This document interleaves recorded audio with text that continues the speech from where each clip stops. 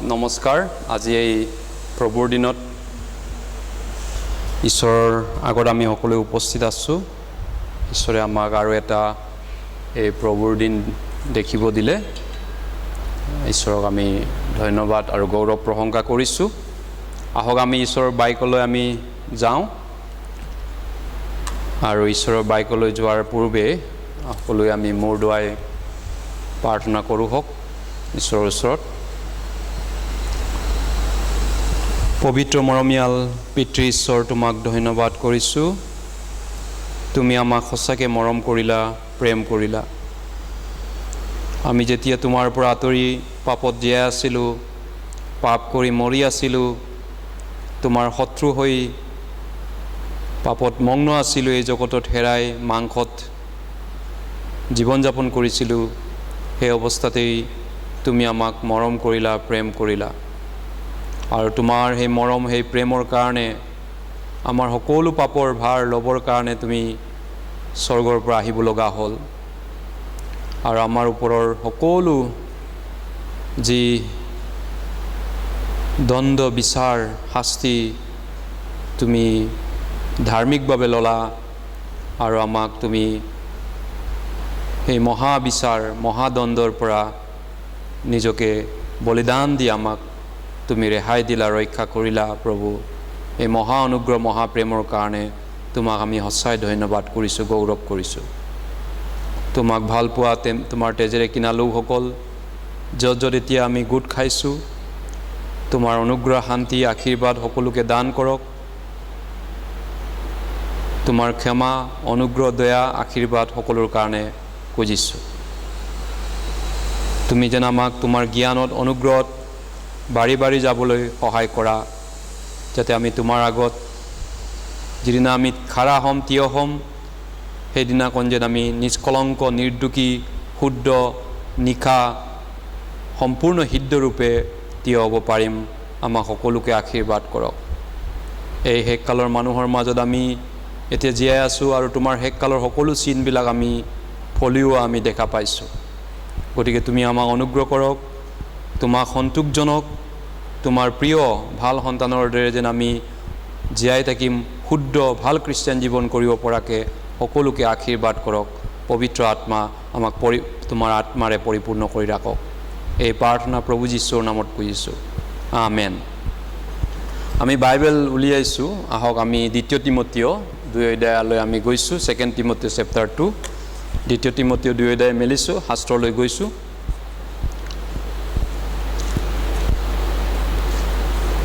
Second তিমথিয় 2 তিমথিয় 2 অধ্যায়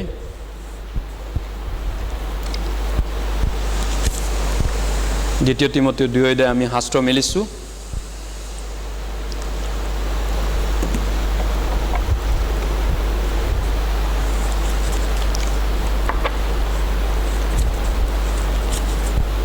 আহক আমি শাস্ত্ৰলৈ মেলিছোঁ 2 তিমথিয় 2 অধ্যায়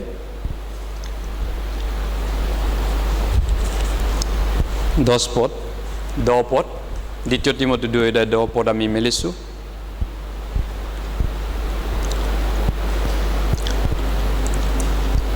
Second Timothy chapter 2 verse 10.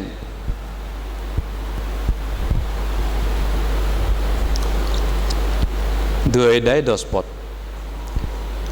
মই পঢ়ি দিছোঁ। এই কাৰণে মই মনোনীত লোকবিলাকৰ নিমিত্তে অৰ্থাৎ তেওঁবিলাকেও যেন খ্ৰীষ্ট যীশুত থকা পৰিত্ৰাণ আৰু তাৰে সৈতে অনন্ত গৌৰৱ পায়, এই কাৰণে মই সকলোকে সহন কৰিছোঁ।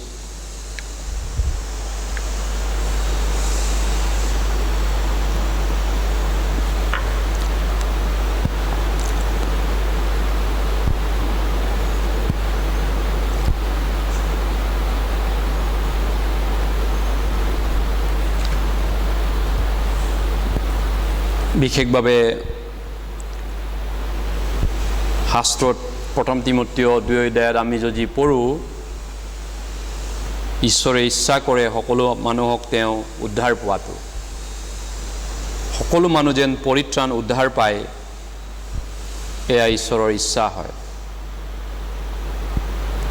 তাৰপিছত এয়াও ঈশ্বৰৰ ইচ্ছা হয় সকলো মানুহ ঈশ্বৰৰ গৌৰৱৰ ভাগিদাৰ হোৱাটো, গৰিমাৰ ভাগিদাৰ হোৱাটো।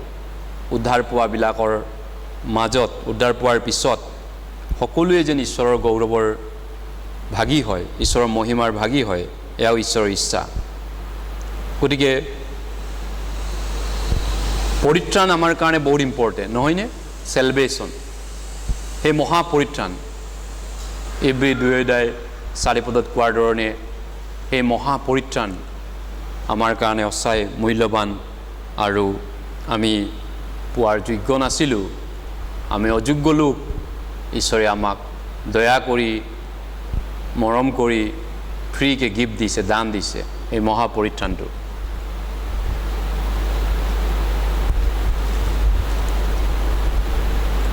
পৰিত্ৰাণ আমাৰ বাবে বহুত মূল্যৱান।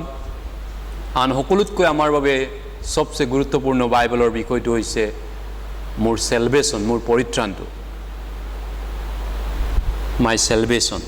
কিন্তু অকল পৰিত্ৰাণেই মোৰ বাবে অকল ইম্পৰ্টেণ্ট নে? সমানে ঈশ্বৰৰ গৌৰৱৰ ভাগিদাৰ হোৱাও জানো ইম্পৰ্টেণ্ট নহয়? সেইকাৰণে আজি আমি বিষয়টো হৈছে ঈশ্বৰৰ পৰিত্ৰাণ আৰু ঈশ্বৰৰ গৌৰৱ, অনন্ত গৌৰৱ। এই একেই সমানে আমাৰ বাবে মূল্য আছে ঈশ্বৰৰ আগত। আমি উদ্ধাৰ পোৱাৰ পিছত একেই মূল্যৱান বিষয়। পৰিত্ৰাণ মোৰ বাবে যিমান মূল্য আছে, মোৰ পৰিত্ৰাণ যিমান মূল্য আছে, অৱশ্যে আনৰ পৰিত্ৰাণো সিমানে মূল্য আছে। মোৰ চেলভেশ্যন যিমান ভেলু আছে, ইম্পৰ্টেণ্ট আছে, আনৰ চেলভেশ্যন, আনৰ পৰিত্ৰাণো একেই মূল্য আছে আনবিলাকৰো। আৰু অনন্ত গৌৰৱো তেনেকেই পৰিত্ৰাণৰ সমানেই ইকুৱেলি সম পৰ্যায়ৰ মূল্য আছে। এইকাৰণে নতুন জন্ম পোৱাৰ পিছত, পৰিত্ৰাণ পোৱাৰ পিছত নতুন জন্ম পোৱা খ্ৰীষ্টিয়ানে ঈশ্বৰৰ যদি মহিমা, গৌৰৱ, পুৰস্কাৰ হেৰুৱায়, কীৰ্তি যদি হেৰুৱায়, তেওঁ ঈশ্বৰৰ আগত যেতিয়া থিয় হ'ব, একচুৱেলি এইটো জীৱনত ঈশ্বৰৰ পৰা ডাঙৰ এটা অনুগ্ৰহৰ পৰা হেৰুৱাৰ দৰেই হ'ব। যিদিনাখন প্ৰভুৰ আগত উদ্ধাৰ পোৱা বৰ্ণ এগেইন খ্ৰীষ্টিয়ানবিলাক থিয় হ'ব, সেইদিনাখন যদি আপুনি ঈশ্বৰৰ গৰিমা যদি নাপায়, আপুনি ঈশ্বৰৰ গৰিমাৰ পৰা আপুনি যদি বঞ্চিত হৈ যায়, আপুনি ঈশ্বৰৰ পৰা বহুত ডাঙৰ অনুগ্ৰহৰ পৰা বঞ্চিত হোৱাৰ ধৰণেই হ'ব। সেইকাৰণে ঈশ্বৰে তেওঁৰ সন্তানবিলাকক তেওঁৰ গৰিমা, অনন্তকলীয়া গৌৰৱ, অনন্তকলীয়া মহিমা, অনন্তকলীয়া মৰ্যাদা ঈশ্বৰে পোৱাটো, গ্ৰহণ কৰাটো বিচাৰে, দিয়াটো তেওঁ দিব বিচাৰিছে, ঈশ্বৰৰ ইচ্ছা হয়। গতিকে ঈশ্বৰে মানুহ কেনেকৈ সৃষ্টি কৰিছিল? আমি যদি যাওঁ আদি পুস্তক 1:27 যেতিয়া আমি বাইবেল মেলোঁ, তেতিয়া নিজৰ সাদৃশ্যৰে, নিজৰ প্ৰতিমূৰ্তিৰে ঈশ্বৰে মানুহ সৃষ্টি কৰিলে, বাইবেলে কৈছে। নিজৰ প্ৰতিমূৰ্তিৰে, in the image of God, ঈশ্বৰৰ সাদৃশ্যৰে, ঈশ্বৰৰ প্ৰতিমূৰ্তিৰে। গতিকে ঈশ্বৰে সৃষ্টি কৰা কাহিনীবিলাক যদি চাই, গাছ-গাছনি কিয় ঈশ্বৰে সৃষ্টি কৰিছিল? গাছ-গাছনি সৃষ্টি কৰাৰ পিছত ঈশ্বৰে জীৱ জানোৱাৰ সৃষ্টি কৰিছিল, গৰু ছাগল জিন্দা থাকিবলৈ হ'লে গাছ-গাছনি, ঘাঁহ বন লাগিব। সেইকাৰণে ঘাঁহ বন, দুবৰি বন গাজিব দিয়াৰ পিছত ঈশ্বৰে গৰু, ছাগল, দামৰি, জীৱ জানোৱাৰ সৃষ্টি কৰিছে, ৰাইট? আদি পুস্তক যদি আপুনি 1 পঢ়িলে সেইটো সৃষ্টিৰ প্ৰক্ৰিয়াটো দেখা পাব। আৰু ঈশ্বৰে মানুহ কিয় সৃষ্টি কৰিলে? আৰু ঈশ্বৰে জীৱ জন্তু আৰু গাছ-গাছনি কিয় সৃষ্টি কৰিলে? জীৱ জন্তু, জীৱ জানোৱাৰ আৰু গাছ-গাছনিটো মানুহক দৰকাৰ হয় জীয়াই থাকিবলৈ। গাছ-গাছনি আৰু জীৱ জানোৱাৰবিলাক আমাক লাগে। এইকাৰণে মানুহ বনোৱাৰ আগতে ঈশ্বৰে গাছ-গাছনি গজিব দিছে, ফল মূল ফুলিব দিছে, তাৰপিছত জীৱ জানোৱাৰবিলাক সৃষ্টি কৰি লৈছে, তাৰপিছতেহে মানুহটো ঈশ্বৰে সৃষ্টি কৰিছিল। সেই প্ৰক্ৰিয়াটো আমি আদি পুস্তকত দেখা পাওঁ।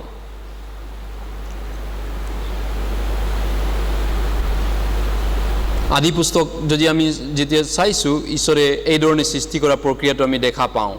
তাৰপিছত মানুহ কিয় ঈশ্বৰে সৃষ্টি কৰিলে? মানুহ, why God created man? God created plants for animal, and God created plants and animals for man. Then for whom God created? Man is created for God. মানুহ ঈশ্বৰৰ বাবে সৃষ্টি কৰা হৈছিল। মানুহক ঈশ্বৰে নিজৰ প্ৰতিমূৰ্তিৰে সৃষ্টি কৰিছিল, নিজৰ সাদৃশ্যৰে সৃষ্টি কৰিছিল। বাইবেলে কৈছে তেওঁৰ প্ৰতিমূৰ্তিৰে তেওঁৰ সাদৃশ্যৰে ঈশ্বৰে সৃষ্টি কৰিছে in the image of God ঈশ্বৰৰ প্ৰতিমূৰ্তিৰ দৰে ঈশ্বৰৰ নিচিনাকৈ সৃষ্টি কৰিছিল তাৰ মানে আমি ঈশ্বৰ নেকি তেনেহ'লে উই আৰ নট গড আমি ঈশ্বৰ নহয় ঈশ্বৰৰ প্ৰতিমূৰ্তিৰ দৰে সৃষ্টি কৰিছে ঈশ্বৰৰ সাদৃশ্যৰে সৃষ্টি কৰিছে এইটো নুবুজায় কিন্তু আমি ঈশ্বৰ হয়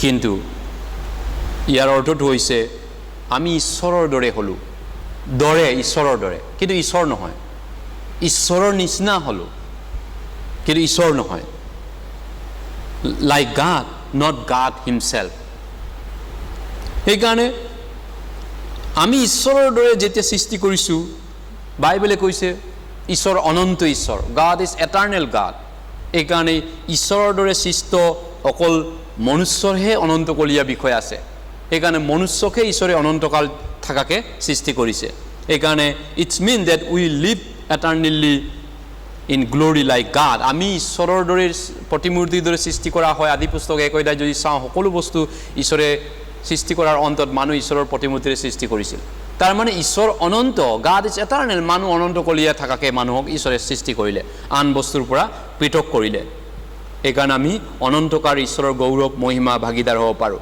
আমি ঈশ্বৰৰ পবিত্ৰতাৰ ভাগী হ'ব পাৰোঁ ঈশ্বৰ যেনেকুৱা পবিত্ৰ আমি তেনেকুৱা পবিত্ৰতাৰ ভাগী হ'ব পাৰোঁ ঈশ্বৰে সেইকাৰণে তেওঁৰ সাদৃশ্যৰে মানুহ সৃষ্টি কৰিছে সেইকাৰণে ঈশ্বৰে মানুহ সৃষ্টি কৰাৰ কাৰণটো ঈশ্বৰে এইকাৰণে সৃষ্টি কৰিবলগীয়া হ'ল যাতে মানুহ অনন্তকাল অমৰ কালৰ কাৰণে ঈশ্বৰৰ ভাগিদাৰ হ'ব পাৰে এইকাৰণে বাইবেলে কৈছে ঈশ্বৰে মানুহ নিজৰ প্ৰতিমূৰ্তিৰে সৃষ্টি কৰিলে কিন্তু আমি জানো মানুহে পাপ কৰি পিনি এই মৰ্যাদা এই গৰিমা ঈশ্বৰৰ মহিমাৰ যিটো মৰ্যাদা আছিলে ঈশ্বৰৰ মহিমাৰ যিটো গৰিমাৰ সন্মানৰ কাৰণে মানুহ সৃষ্টি কৰিছিল কিন্তু পাপ কৰাৰ কাৰণে এইটো ধ্বংস হৈ গ'ল বৰবাদ হৈ গ'ল মানে ঈশ্বৰৰ যিটো ষ্টেণ্ডাৰ্ড ঈশ্বৰৰ দৰে আমি আছিলোঁ সেইটোৰ পৰা বৰবাদ হৈ গ'ল গিৰি পৰি গ'ল পাপ কৰাৰ কাৰণে এই ঈশ্বৰৰ মহিমাৰ পৰা বঞ্চিত হ'ল বাইবেলে কৈছে ৰোমিয়া 3:23 কিয়নো একো প্ৰভেদ নাই সকলোৱে পাপ কৰিলে আৰু ঈশ্বৰৰ মহিমাৰ পৰা মৰ্যাদাৰ পৰা গৰিমাৰ পৰা কহি পৰি গ'ল সকলোৱে পৰি গ'ল এজন মানুহৰ দ্বাৰা পাপ আৰু পাপৰ দ্বাৰা মৃত্যু ৰোমিয়া 5:12 কৈছে গতিকে সেইধৰণে সকলোৱে পাপ কৰিলে আৰু সকলো মানুহ মৃত্যুলৈ গ'ল গতিকে এতিয়া খ্ৰীষ্টিয়ানবিলাকে এতিয়া ঈশ্বৰৰ সেই মৰ্যাদালৈ অধিকাৰ পাব পাৰেগৈ আমি মানুহে যিটো হেৰুৱালে আদামৰ কাৰণে সেই হেৰুৱা মৰ্যাদা গৰিমা খ্ৰীষ্টিয়ানবিলাকক ঈশ্বৰে ঘূৰাই দিয়াৰ সুযোগটো দিয়া হৈছে আদামে যিটো হেৰুৱাইছিলে এইকাৰণে কোনোবা মাৰোৱাৰী দোকানত যিমানেই চাকৰে ভালকৈ বিশ্বাসেৰে সেৱা নকৰক মাৰোৱাৰী ঘৰত দোকানত চাকৰজন কৰ্মচাৰীজন তেওঁ কিন্তু মালিক আৰু মালিকৰ সম্পত্তিৰ গৌৰৱটো পাব নোৱাৰে যিমান কষ্ট কৰক যিমান ধুনীয়াকৈ ছাৰ্ভিচ দিয়ক সেই মালিকটো হৈ যাব নোৱাৰে মালিকৰ সন্তানৰ গৌৰৱটো তেওঁ ল'ব নোৱাৰে চাকৰে কৰ্মচাৰীয়ে গতিকে ঠিক তেনেদৰে তেওঁৰ সন্তানে সেই গৰিমা পাব আগ্ৰৱালা কোনোবা ফেমিলিটো বা সেই আম্বানীৰ কৰ্মচাৰীয়ে সেইটো পাব নোৱাৰে আম্বানীৰ ল'ৰা ছোৱালীয়ে পাব সন্তানে পাব অনিল আম্বানীৰ মৰ্যাদা গৰিমা তেওঁ পাব তাৰ কৰ্মচাৰীয়ে যিমানে কষ্ট নকৰক যিমানে ভালকৈ কাম নকৰক সন্তানেহে উত্তৰাধিকাৰটো পাব মালিকাধীন হ'বগৈ সন্তানে মালিকাধীন হ'বগৈ দেউতাকৰ পিছত সন্তানৰ অধিকাৰ সেইটো দিয়া হ'ব একেইধৰণে উত্তৰাধিকাৰ ছাকচেছৰ মালিকীস্বত্ব কোনে পাব এইটো যোনে সেই পৰিয়ালত জন্ম হয় সন্তান হয় সি পাব পাৰে একেধৰণে ঈশ্বৰৰ সন্তান যিসকলে ঈশ্বৰৰ পৰিয়ালত জন্ম হৈছে তেনেকুৱা ধৰণৰ গতিকে এটা পৰিয়াল বা এটা কোম্পানী মালিক হ'বলৈ হ'লে সেই পৰিয়ালৰ সদস্য হ'ব লাগিব জন্ম হ'ব লাগিব কৰ্মচাৰীয়ে যিমানে কষ্ট কৰিলেও সি নাপাব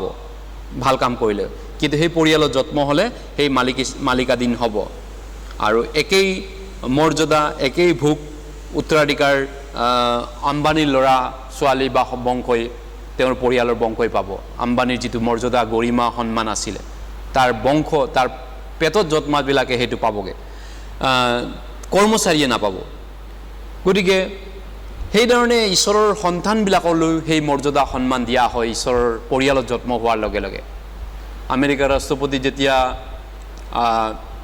হয় আমেৰিকাৰ ৰাষ্ট্ৰপতি হিচাপত তাৰপিছত তেওঁৰ পৰিবাৰে তেওঁৰ ৱাইফে সেই ৰাষ্ট্ৰপতিৰ যিটো সন্মান একে সন্মান পাই যায় একে লেভেলত ফাৰ্ষ্ট লেডি বুলি কয় আমেৰিকাৰ ৰাষ্ট্ৰপতি মানুহজনী ফাৰ্ষ্ট লেডি আমেৰিকাৰ ৰাষ্ট্ৰপতি হোৱাৰ লগে লগে মানুহজনী একো নহ'লেও সেই সন্মানৰ গৰিমাৰ ভাগিদাৰ হৈ যায় অট'মেটিক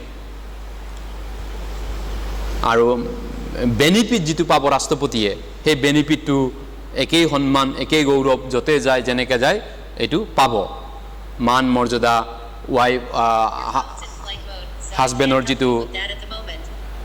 হাজবেণ্ডৰ যিটো মান মৰ্যাদা গৰিমা সেইটো পাব একেধৰণে এইকাৰণে আমি এতিয়া আদামক যদি চাওঁ আদাম ঈশ্বৰৰ সাদৃশ্য আৰু ঈশ্বৰৰ গৰিমাৰ ভাগিদাৰ আছিলে ৰাইট ঈশ্বৰে তেওঁক সেই গৰিমা আৰু মৰ্যাদাৰে বনাইছিল আদাম আচলতে ঈশ্বৰৰ চেম্বুলটো আছিলে অদৃশ্য ঈশ্বৰৰ প্ৰতিমূৰ্তি আছিলে ঈশ্বৰৰ ৰূপটো আছিলে বাইবেলত কৈছে এইকাৰণে আদাম গোটেই বাগিচাখনক শাসন কৰিছিল গোটেই বাগিচাখনক তেওঁ ক্ষমতা চলাব পাৰিছিল এইটোৰ দ্বাৰা ঈশ্বৰে বনোৱা বাগিচাখন তেওঁ মালিক আছিল ঠিক তেনেকৈ যিজন ঈশ্বৰ সৃষ্টিকৰ্তা আৰু তেওঁ গোটেই বিশ্ব ব্ৰহ্মাণ্ডক যেনেকৈ শাসন কৰে আদামে বাগিচাখন টোটেলি শাসন কৰিছিল নিয়ন্ত্ৰণ কৰিছিল এইকাৰণে আদামক ঈশ্বৰে কৈছিল যে মানুহ অকলে থকা ভাল নহয় গতিকে মানুহৰ কাৰণে উপযুক্ত সংগী এটা বনাব লাগিব এইকাৰণে আদামক ঘূৰ টোপনি যাব দিলে আদি পুস্তক যদি আমি চাওঁ আদি পুস্তকত এইটো লিখা আছে 2:18 পদত আদামক ঘূৰ টোপনি যাব দিলে আৰু টোপনি যাব দি পিনি আদামৰ পৰা তেওঁৰ কামিহাৰ এডাল উলিয়াই তেওঁৰ বুকুৰ পৰা তেওঁৰ কুখৰ পৰা নহয় জানো তেওঁৰ বুকুৰ পৰা কামিহাৰ এডাল উলিয়াই সেই ডালে হাৱাক তেওঁ নিৰ্মাণ কৰিলে হাৱাক তেওঁ বনালে এইধৰণে মানুহগৰাকী সৃষ্টি কৰা হ'ল মানুহটোক সহায়কাৰী হিচাপত আদামক হেল্পাৰ হিচাপত অকলে থকা ভাল নহয় আদামক লগৰীয়া সহায়কাৰী এটা লাগে এইধৰণে ঈশ্বৰে কৈ পিনি হাৱাক সৃষ্টি কৰিছিল আৰু ঈশ্বৰে হাৱাক সৃষ্টি কৰি পিনি এইধৰণে আদামৰ লগৰীয়া কৰিলে আদামক ৰাখিলে এতিয়া আমি সেই ঘটনাটোৰ লগত তুলনা কৰিলে ঠিক তেনেকৈ দ্বিতীয় আদাম যীশুখ্ৰীষ্ট বিষয়টো প্ৰথম আদাম যীশুখ্ৰীষ্টৰ লগত দ্বিতীয় আদামৰ লগত তুলনা কৰা হৈছে first man Adam second Adam Jesus Christ যীশুখ্ৰীষ্ট এই পৃথিৱীত মৰম আৰু দয়াৰে এই পৃথিৱীত আহিছিলে দ্বিতীয় আদাম হিচাপে অন্তিম আদাম হিচাপে গতিকে মানুহ কিয় যীশুখ্ৰীষ্ট কিয় মৰম দয়া সাগৰ হিচাপত জনা যায় যীশুৰ নাম দয়াৰ সাগৰ মৰমীয়াল সাগৰ দয়ালু প্ৰভু বুলি কিয় কোৱা হয় একচুৱেলি মানুহ মাত্ৰেই পৃথিৱীত প্ৰেম বিচাৰে মানুহ মাত্ৰেই প্ৰেম পাব বিচাৰে প্ৰেম দিব বিচাৰে মানুহৰ এইটো প্ৰকৃতি মানুহৰ নেচাৰ মানুহৰ স্বভাৱ গতিকে man is object of love actually মানুহ কেতিয়া সুখী হয় when man is truly happy when man can be truly happy when he has someone to love or someone to be loved যেতিয়া মানুহে কাকবাই ভাল পাব পাৰে বা কোনোবাই কাৰোবাৰ পৰা ভাল পোৱা তেওঁ অনুভৱ কৰিব পাৰে তেতিয়া মানুহ সুখী হয় জীৱনত কাকবাই ভাল পোৱা তেওঁৰ যদি জীৱনত কাকবাই ভাল পাব পাৰে আৰু কোনোবাৰ পৰাও তেওঁ যদি ভাল পাব পাৰে সেইটো তেওঁ মানুহ সুখী হ'ব পাৰে মানে মানুহ প্ৰেমৰ এটা বিষয় লৈ মানুহ অৱস্থিতি আছে এইকাৰণে এডেনবাৰীত যেতিয়া আমি চাওঁ ঈশ্বৰে মানুহ সৃষ্টি কৰাৰ আগতে সকলো সৃষ্টি কৰাৰ পিছত তেওঁৰ লগৰীয়া ঈশ্বৰৰ প্ৰেম বিনিময় কৰিব পৰা ঈশ্বৰৰ ঈশ্বৰে ভাল পোৱা প্ৰকাশ কৰিব পৰা আৰু ঈশ্বৰক ৰিটাৰ্ণ ভাল পোৱা প্ৰকাশ কৰিব পৰা সেইটো এডেনবাৰীত নাছিলে লগৰীয়া নাছিলে যাক ঈশ্বৰে প্ৰেম কৰিব আৰু তেওঁৰ সেই মহিমা গৰিমা উত্তৰাধিকাৰ কাক ঈশ্বৰে দিব তেনেকুৱা নাছিলে প্ৰথম অৱস্থাত এইকাৰণে স্বৰ্গদূতবিলাক যদিও আছিলে মানুহ কিয় ঈশ্বৰে সৃষ্টি কৰিলে স্বৰ্গদূতবিলাকৰ দ্বাৰা ঈশ্বৰে সেৱা কৰিব পাৰিলেহেঁতেন স্বৰ্গদূতৰ দ্বাৰা গোটেই কাম কৰিব পাৰিলেহেঁতেন তথাপি মানুহ কিয় ঈশ্বৰে বনালে স্বৰ্গদূত আছিলে এঞ্জেলছ আৰ ৱাৰ দেয়াৰ কিন্তু স্বৰ্গদূতবিলাক ঈশ্বৰৰ প্ৰেমৰ বিষয় হ'ব নোৱাৰে কিয় স্বৰ্গদূতক ঈশ্বৰে প্ৰেমৰ বিষয় কৰিবই নোৱাৰে কাৰণ স্বৰ্গদূত ঈশ্বৰে দাস ৰূপে সৃষ্টি কৰিছে চাৰ্ভেণ্ট ৰূপে চাকৰ ৰূপে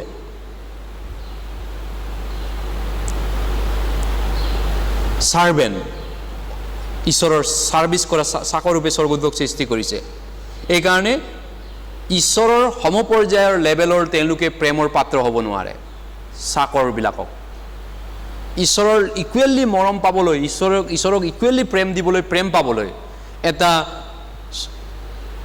সমপৰ্যায়ৰ এটা দৰকাৰ আছে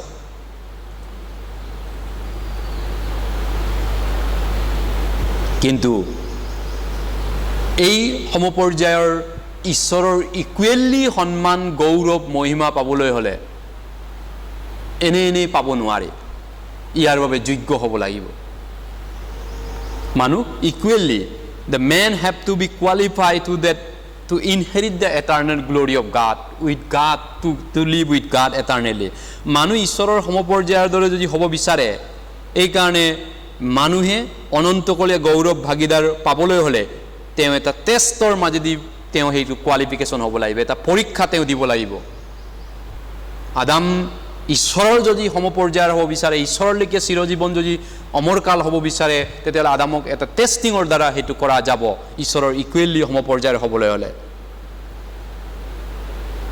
কিন্তু আমি জানো আদাম সেই পৰীক্ষাত দুৰ্ভগীয়াকৈ হাৰি গ'ল সি পৰাজিত হ'ল this temptation Adam was defeated miserable way with because of শৈতানৰ সেই পৰীক্ষাত আদাম দুৰ্ভগীয়াকৈ হাৰি গ'ল আদাম পৰাজিত হ'ল বেয়াকৈ পৰাজিত হ'ল মাৰ খালে আদামে শৈতানৰ সেই পৰীক্ষাত গতিকে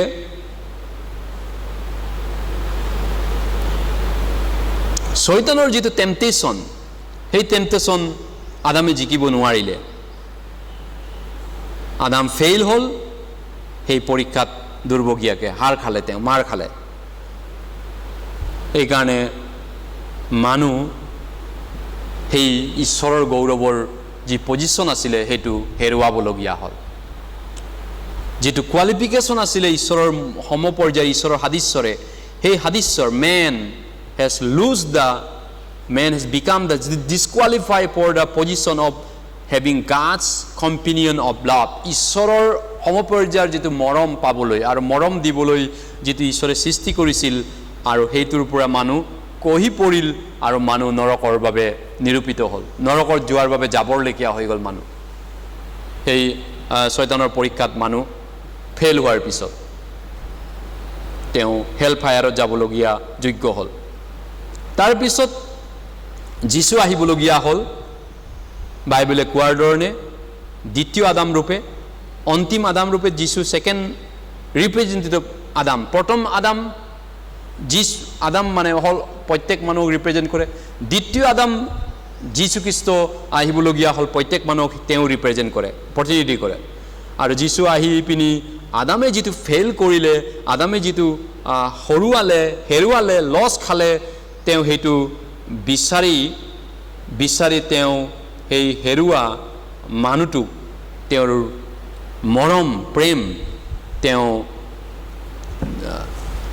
যিটো ইমান মৰমৰ প্ৰিয়াক হেৰুৱালে ঈশ্বৰে আদামৰ ফেইলাৰৰ যোগেদি সেই প্ৰিয়াক বিচাৰি যীশু আহিবলগীয়া হ'ল আটাইতকৈ মৰমৰ প্ৰিয়াংশীক বিচাৰি পিনি যীশুখ্ৰীষ্ট আহিবলগীয়া হ'ল যিটো নেকি আদামে ঈশ্বৰৰ পৰা সেই প্ৰিয়াংশী হৈ প্ৰেয়সী হৈ হেৰাবলগীয়া হ'ল আৰু সেইটো হৈছে যীশুখ্ৰীষ্টই আহি পিনি তেওঁৰ কন্যাক আটাইতকৈ মৰমৰ প্ৰেয়সী কন্যাক তেওঁ বিচাৰিবলগীয়া হ'ল আৰু সেইটোৰ বাবে তেওঁ যীশুখ্ৰীষ্টই তেওঁৰ বুকুত বৰচা জাতি আৰু আঘাতিত আৰু দুখ কষ্ট ভুগিবলগীয়া হ'ল সেই প্ৰিয়াংশীক ঘূৰাই পাবলৈ এই মানুহক তেওঁ ঈশ্বৰৰ প্ৰেমৰ পাত্ৰ মানুহক ঘূৰাই পাবৰ কাৰণে এইকাৰণে হাৱাক যেনেকৈ আদামৰ বুকুৰ কামিহাড়ডালৰ পৰা উলিয়াই পিনি সৃষ্টি কৰা হৈছিল যীশুৱে তেওঁৰ কন্যা তেওঁৰ নতুন জন্ম পোৱা সন্তানবিলাকক পাবৰ কাৰণে তেওঁৰ বুকুত তেওঁ ভৰসা জাঠি কোপ খাবলগীয়া হ'ল আৰু তেওঁৰ শৰীৰৰ পৰা গোটেই আঘাত আৰু তেওঁৰ গোটেই গুৰি হৈ পিনি তেওঁ বনালেগে তেওঁৰ কন্যা সৃষ্টি কৰিলেগে যি কন্যাক তেওঁ অতি মৰমেৰে সৃষ্টি কৰিছিল প্ৰেমৰ পাত্ৰৰূপে পূৰ্বৰ পৰা ঈশ্বৰে এইকাৰণে ইপিচিয়া 5:26 কৈছে যে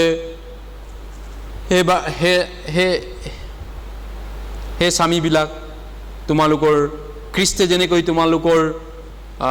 তোমালোকক প্ৰেম কৰিলে মণ্ডলীক প্ৰেম কৰিলে আৰু মণ্ডলীক প্ৰেম কৰি নিজকে দান দিলে তেনেকৈ নিজ ভাৰ্যাক প্ৰেম কৰা খ্ৰীষ্টে মণ্ডলীক প্ৰেম কৰি নিজকে দান দিলে খ্ৰীষ্টে মণ্ডলীক প্ৰেম কৰি নিজকে বলিদান দিলে এইকাৰণে খ্ৰীষ্ট আৰু মণ্ডলীৰ যিটো সম্পৰ্ক এইটো একচুৱেলি হাজবেণ্ড ৱাইফৰ সম্পৰ্কৰ লগত বাইবেলে তুলনা কৰিছে গিৰিয়েক ঘৈণীয়েকৰ মাজত খ্ৰীষ্ট আৰু চাৰ্চৰ যিটো ৰিলেশ্যনশ্বিপটো এটা গিৰিয়েক ঘৈণীয়েকৰ মাজৰ সম্পৰ্ক যীশুৱে নিজৰ জীৱনটো এৰি দিলে পাপীবিলাকক বচাবৰ কাৰণে যাতে সেই পাপীবিলাকে চাপা হৈ পিনি প্ৰভু যীশুৰ কন্যা হয় যীশুৱে নিজৰ জীৱন ত্যাগ কৰি দিলে সেই পাপীবিলাকক বচাবলৈ যাতে তেওঁলোকে প্ৰভুৰ বাবে উপযুক্ত কন্যা হয় এইকাৰণে যিসকল বিশ্বাসী এতিয়া যীশুখ্ৰীষ্টত বিশ্বাস কৰিলে তেওঁলোকে এতিয়া যীশুখ্ৰীষ্টৰ কন্যা হয় বাইবেলে কৈছে কন্যা ব্ৰাইড গতিকে আমি সেইকাৰণে আমাৰ দৰাৰ যিটো গৰিমা আছে আমাৰ দৰাজনৰ যিটো মৰ্যাদা আছে সন্মান আছে আমি তেওঁৰ কন্যা ৰূপে আমাৰ দৰা যেনেকৈ যীশুখ্ৰীষ্টৰ মৰ্যাদা গৰিমাৰে সন্মানিত হয় আমি তেওঁৰ কন্যা ৰূপে একেই সন্মান অট'মেটিক পাই যায় আমিও বিশ্বাসৰ যোগেদি সেইটো সন্মান পাইছোঁ এইকাৰণে যিটো দুখভোগ তেওঁ কৰিব আহিল খ্ৰীষ্টে দুখভোগ কৰিলে পুৰণা নিয়মত শাস্ত্ৰত কোৱা হৈছিল যেনেকৈ তেওঁ ভাৱবাণী কৰা হৈছিল তেওঁ প্ৰথমতে দুখভোগ কৰিব লাগিব তাৰপিছত তেওঁ গৰিমা পাব মচিয় খ্ৰীষ্টজন প্ৰথমতে তেওঁ দুখভোগ কৰি পিনি এই গৰিমা মৰ্যাদাৰ বাগি হ'ব শাস্ত্ৰত লিখা আছে খ্ৰীষ্টে আহিব লাগিব মানৱ জাতিৰ মুক্তিৰ বাবে আৰু মুক্তি কৰিবলৈ প্ৰথমতে তেওঁ দুখভোগৰ দ্বাৰা সেই কাম কৰিব তাৰপিছত তেওঁ গৌৰৱৰ মৰ্যাদাৰ অধিকাৰী হ'ব গতিকে তেওঁ দুখভোগ কৰিলে আৰু তেওঁ ক্ৰুচৰ ওপৰত মৃত্যুবৰণ কৰিলে 3 দিনৰ পিছত তেওঁ পুনৰুত্থিত হ'ল আৰু তাৰপিছত 40 দিন পিছত 3 দিন জি উঠাৰ পিছত 40 দিন পিছত তেওঁ স্বৰ্গলৈ তেওঁৰ মৰ্যাদাৰ গৌৰৱৰ সন্মানেৰে স্বৰ্গলৈ আকৌ উঠি গ'লগৈ আৰু তেওঁ ঘূৰি আহিব তেওঁৰ ৰাজ্য প্ৰতিষ্ঠা কৰিবলৈ কিছুদিন পিছত এই পৃথিৱীত তেওঁ ৰিটাৰ্ণ হ'বগৈ অলপ দিন পিছত তেওঁ ঘূৰি আহিব তেওঁৰ ৰাজ্য বনাবৰ কাৰণে কিন্তু ইজৰাইল জাতিয়ে চকু অন্ধ আছিলে কণা আছিলে সেইকাৰণে এই পৰিত্ৰাণ যিটো তেওঁলোকৰ বাবে দিয়া হৈছিলেও তেওঁলোকৰ বাবেও কৰা আছিল তেওঁলোকে চিনি নাপালে মচিয়জন প্ৰথম মচিয়জন আহাৰ সেই দুখভোগৰ দ্বাৰা যি পৰিত্ৰাণ আছিলে ইজৰাইলে সেইটো বুজি নাপালে চিনি নাপালে কণা আছিলে ইজৰাইল আত্মিকভাৱে কণা ব্লাইণ্ড বাইবেলে কৈছে ব্লাইণ্ড অন্ধ ইজৰাইলে এই কথা বুজি নাপালে এইকাৰণে 2 Korinথিয়া 2:8 কৈছে এই যুগৰ সেই গুপ্ত জ্ঞানৰ কথা এই যুগৰ শাসনকৰ্তাসকলৰ কোনেও নাজানিলে জনা হ'লে তেওঁলোকে গৰিমাৰ প্ৰভুক প্ৰতাপৰ প্ৰভুক ক্ৰুচত নিদিলেহেঁতেন ইজৰাইলৰ শাসনকৰ্তাসকলৰ ধৰ্মীয় নেতাবিলাক গুৰুবিলাক পণ্ডিতবিলাক কোনেও নাজানিলে সেই গুপ্ত জ্ঞানৰ কথা জনা হ'লে তেওঁলোকে প্ৰতাপৰ গৰিমাৰ প্ৰভুক ক্ৰুচত নিদিলেহেঁতেন বাইবেলে কৈছে 1 Korinথিয়া 2:8 কৈছে এইকাৰণে ইজৰাইল এই কথা জনা নাছিল যীশুখ্ৰীষ্টৰ বিষয়টো যে যীশুখ্ৰীষ্টক তেওঁলোকে ক্ৰুচিফাই কৰি পেলালে প্ৰতাপৰ প্ৰভু গৌৰৱৰ প্ৰভুক তেওঁলোকে ক্ৰুচবিদ্ধ কৰি গজালত আৰি পেলালে জনা হ'লেন আৰি নিদিলেহেঁতেন বাইবেলে কৈছে সেই গুপ্ত জ্ঞানৰ কথা এই যুগৰ শাসনকৰ্তা কোনেও নাজানিলে জনা হ'লে তেওঁলোকে এই গৰিমাৰ প্ৰভুক ক্ৰুচবিদ্ধ কৰি গজাল আৰি নেপেলালেহেঁতেন জনা হ'লে কোনোবা কৰিলেহেঁতেন এইজন প্ৰভু বুলি এইজন মচিয় বুলি জনা হ'লে তেওঁলোকে হাত নিদিলেহেঁতেন নজনা কাৰণে তেওঁলোকে সেইটো কৰিলে অন্ধ কাৰণে গতিকে তেওঁলোকৰ অজ্ঞানতাৰ কাৰণে তেওঁলোকে হেৰাবলগীয়া হ'ল কমপ্লিট যিটো চেলভেশ্যন আৰু অনন্তকলীয়া গৌৰৱ তেওঁলোকে হেৰাবলগীয়া হ'ল সম্পূৰ্ণ সিদ্ধ পৰিত্ৰাণ আৰু অনন্ত গৌৰৱ তেওঁলোকে হেৰাবলগীয়া হ'ল কিন্তু যীশুৱে তেওঁৰ দুখ ভোগ আৰু মৃত্যু আৰু ক্ৰুচীয় মৃত্যুৰ দ্বাৰা আমাৰ বাবে যিটো কমপ্লিট চেলভেশ্যন আনিলে সেই পৰিত্ৰাণ তেওঁলোকে হেৰুৱালে গতিকে তেওঁৰ পুনৰুত্থান স্বৰ্গ আৰোহণ আৰু তেওঁৰ পিতৃৰ কোলাত যিটো বহি আছে এই সকলোবিলাক অনন্তকলীয়া গৌৰৱৰ বাবে কৰিলে তেওঁ এবাৰতে সেইকাৰণে যীশুৱে অনন্তকলীয়া গৌৰৱত এতিয়া সোমালে আৰু সেই অনন্তকলীয়া গৌৰৱ আমাক দিবৰ কাৰণে তেওঁ আমাৰ কাৰণে কমপ্লিট যিটো চেলভেশ্যন সম্পূৰ্ণ পৰিত্ৰাণ তেওঁ কৰিলে এতিয়া আমাৰ বাবেও তেওঁ সেইটো সম্পূৰ্ণ কমপ্লিট কৰিলে এইকাৰণে নতুন জন্ম পোৱা খ্ৰীষ্টিয়ানবিলাক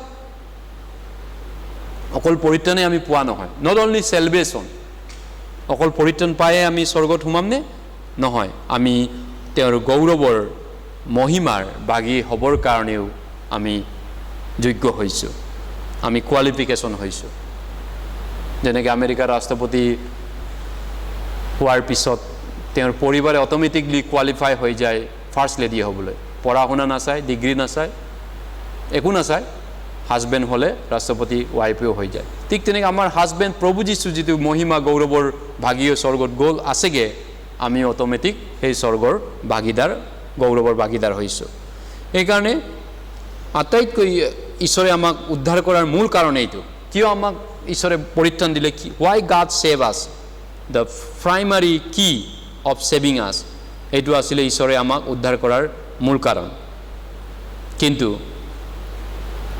ইজৰাইল লোকে ঈশ্বৰৰ মহিমাৰ পৰা বঞ্চিত হৈছিলে আনকি ঈশ্বৰৰ মানুহ God's people fallen short of the glory of God ঈশ্বৰৰ মানুহবিলাকে ঈশ্বৰৰ মহিমাৰ পৰা বঞ্চিত হৈছিলে জীয়াই থকা সময়ত জিৰিমিয়া আমি চাওঁ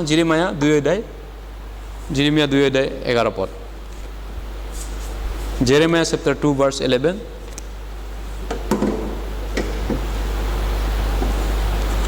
Jeremiah 2:11 পদ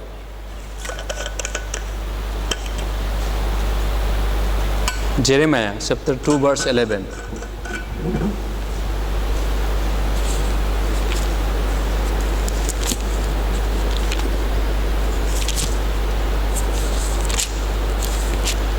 Jeremiah 2:11 পদ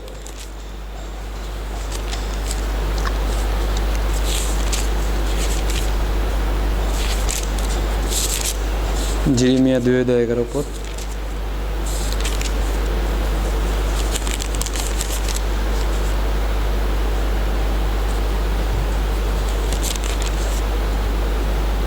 Jeremiah chapter 2 verse 11 যিবোৰ ঈশ্বৰ নহয় এনে দেৱতাবোৰক কোনো এক জাতিয়ে জানো সলনি কৰিছিল কিন্তু মোৰ প্ৰজাবিলাকে উপকাৰ নকৰা বস্তুৰ লগত নিজৰ গৌৰৱ সলনি কৰিলে ইজৰাইলক কৈছে এইটো যিবোৰ ঈশ্বৰ নহয় এনে দেৱতাবোৰক কোন জাতিয়ে সলনি কৰিছিল সেই জাতি কোন হয় অখাৰ মূৰ্তিক পূজা কৰা বাল দেৱতা আছেৰা মূৰ্তি স্থাপন কৰা এই জাতিয়ে ঈশ্বৰৰ গৌৰৱৰ ভাগীদাৰৰ পৰা বঞ্চিত হৈছিল গতিকে ঈশ্বৰৰ যিটো গ্লোৰি গৰিমা সন্মান মুকুট মৰ্যাদা পৰা ইজৰাইলে পৰি যোৱা নাছিল নে হয় ইজৰাইলে পতন হৈছিল ঈশ্বৰৰ এই মহিমাৰ পৰা কিন্তু মোৰ প্ৰজাবিলাকে উপকাৰ নকৰা বস্তুৰ লগত নিজৰ গৌৰৱ সলনি কৰিলে উপকাৰ নকৰা প্ৰতিমা দেৱ দেৱী মানে যিটো বস্তুৰ ভ্যালুটো কম আছে যিটো বস্তু ভ্যালুটো বেছি আছে ইজৰাইলে এইটো জানা নাছিল কৈছে যিটো মূল্যৱান বস্তুটোতকৈ অমূল্য কম মূল্য থকা বস্তুটো ইজৰাইলে লৈছিলে কেনেকৈ বুজিব এটা ইণ্টাৰেষ্টিং কাহিনী এটা আছে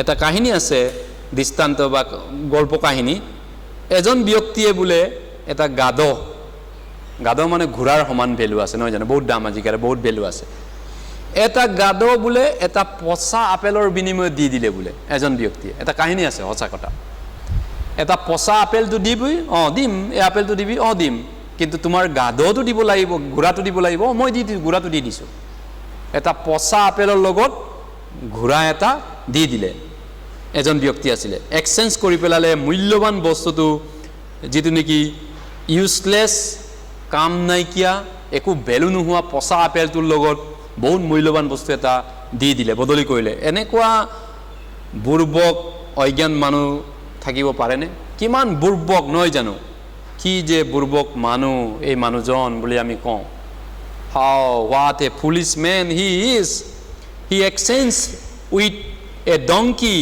for a rotten apple right পচা আপেল এটাৰ লগত এটা ঘোঁৰা এটা দি দিয়াটো এইটো বুৰ্বক নহয় নে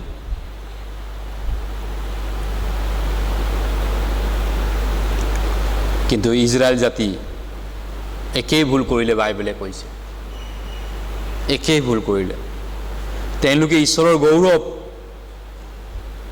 জনা নাছিল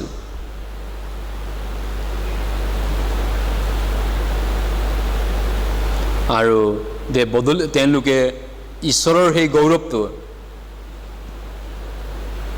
যেটো মূল্য নাইকিয়া বস্তুৰ লগত তেওঁলোকে ৰিজাইছিল তুলনা কৰিছিল হলনি কৰিছিল কি কাৰণত ইজৰাইলৰ এটো পতন হৈছিল because of their false desire of the flesh মাংসৰ কুবিলাকৰ কাৰণে দুইদিনীয়া বস্তুৰ লালচৰ কাৰণে এই টেম্পৰাৰী কন্টেকিয়া মাংসটিৰ তৃপ্তিৰ কাৰণে ইজৰাইলে because of the false desire of their flesh they violated God's law and lost God's glory এই কুবিলাক বা কুলালস বস্তুৰ কাৰণে কন্টেকিয়া টেম্পৰাৰী বস্তুৰ কাৰণে তেওঁলোকে ঈশ্বৰৰ বিধি লংঘন কৰিলে ইজৰাইলে আৰু ঈশ্বৰৰ মহিমা হেৰুৱাই পেলালে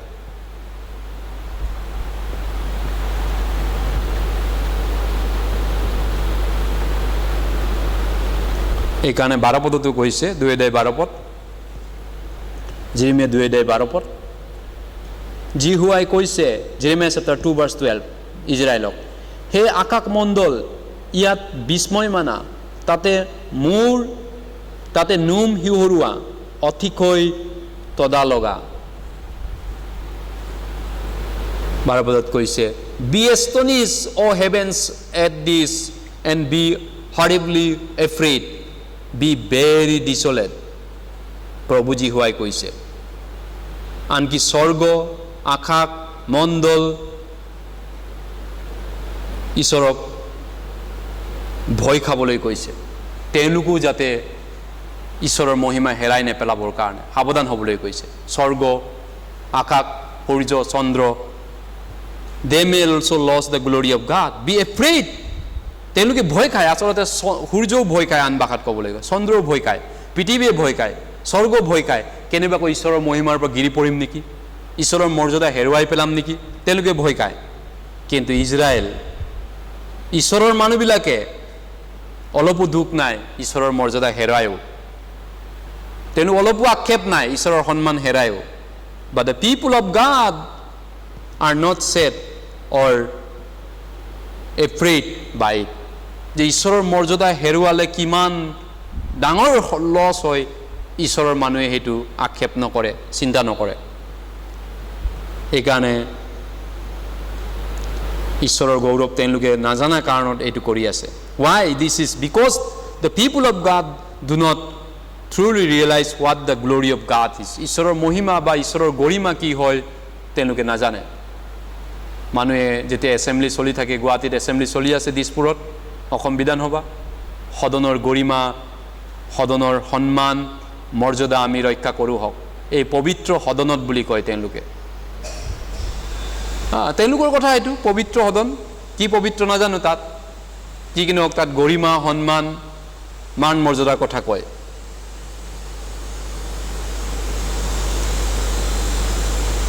কিন্তু হয়তো ঈশ্বৰৰ মানুহে নিজৰ ঈশ্বৰৰ সেই মান মৰ্যাদাৰ কথা পাহৰি যায়। ঈশ্বৰ বিশ্বব্ৰহ্মাণ্ডৰ সৃষ্টিকৰ্তা আৰু অনন্ত কৰে গৌৰৱৰ বিষয় আছে, কিন্তু মানুহে কি কৰিছে? ঈশ্বৰৰ সেই গৌৰৱ মহিমা অলমাইটি গাত যিটো সৰ্বশক্তিমান ঈশ্বৰ, তেওঁলোকে সেইটো মানুহে বনোৱা বস্তুৰ লগত ৰিজাই দিছে। মানুহে বনোৱা বস্তুৰ লগত মানুহে কম্পেয়াৰ কৰিছে, তুলনা কৰিছে। ৰাইট, এনেকুৱা ধৰণৰ বিষয় বাইবেলত আছে। তেওঁলোকে চাৰিঠেঙীয়া জন্তু, দুইঠেঙীয়া জন্তু, উৰক প্ৰাণী দ্বাৰা ঈশ্বৰৰ মহিমাক তেওঁলোকে সলনি কৰিলে। আচলতে ৰোমিয়া যদি একৈদা আমি 22-23 পদত চাওঁ, তেওঁলোকে নিজকে জ্ঞানী দেখুৱাই মূৰ্খ হ'ল আৰু ঈশ্বৰৰ যিটো গৰিমা তেওঁলোকে তাক চাৰিঠেঙীয়া, দুইঠেঙীয়া, কিয়শীল মানুহ, উৰক প্ৰাণীৰ লগত সলনি কৰি পেলালে।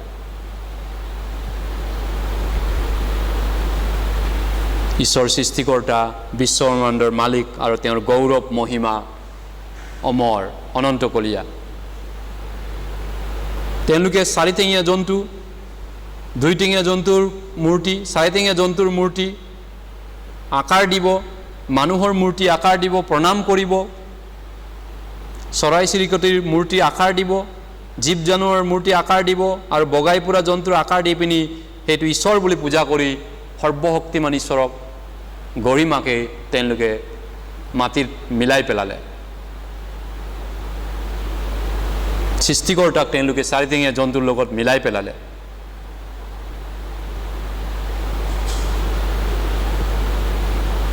কিন্তু অন্যহাতে যিসকল লোকে এতিয়া ঈশ্বৰক বিশ্বাস কৰে, ঈশ্বৰ মহান, God is glorious. On the other hand, who believe God is glorious, ঈশ্বৰ মহান, ঈশ্বৰ গৌৰৱ হয়, ঈশ্বৰ সন্মানীয় হয়, ঈশ্বৰ অনাৰেবল হয়, সন্মানীয় হয়। সন্মানীয় সদস্যসকল, সন্মানীয় সাংসদসকল, তেওঁলোকে কয় তেনেকুৱা শব্দ। কিন্তু যিসকল লোকে ঈশ্বৰক সন্মানীয় বুলি ভাবে, ঈশ্বৰক সকলোতকৈ মহান বুলি ভাবে, সেইসকল ব্যক্তিৰ বাবে ঈশ্বৰৰ সন্মান তেওঁলোকৰ বাবেও হ'ল।